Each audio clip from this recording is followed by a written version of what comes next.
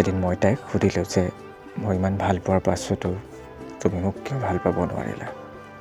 তেতিয়া তাই ক'লে যে এতিয়া প্ৰেম কৰিবলৈ সময় হোৱা নাই, যেতিয়া হ'ব ফাৰ্ষ্ট মই তোমাক ক'ম। এই গাৰ্লফ্ৰেণ্ড বয়ফ্ৰেণ্ড এতিয়া এইবোৰ বাদ দিয়া। মই এতিয়া নিজৰ পঢ়াত মন দিছোঁ। তাইৰ কথাবোৰ শুনি তাইৰ কথাক মই ৰেচপেক্ট কৰিলোঁ, কিন্তু সঁচাটো আছিলে বেলেগ। তাই আন কাৰোবাক ভাল পাইছিল। এতিয়া নিজেই ভাবোঁ মোৰ ভাগ্যখন প্ৰেমত ইমানেই বেয়া যে মই যাৰ ওচৰলৈ যাওঁ তেওঁ মোৰ পৰা দূৰ হৈ যায়। এই পৃথিৱীত এনেকুৱা কোনো মানুহ নাই যাক মই ক'ব পাৰোঁ যে তেওঁ মোৰ হয়।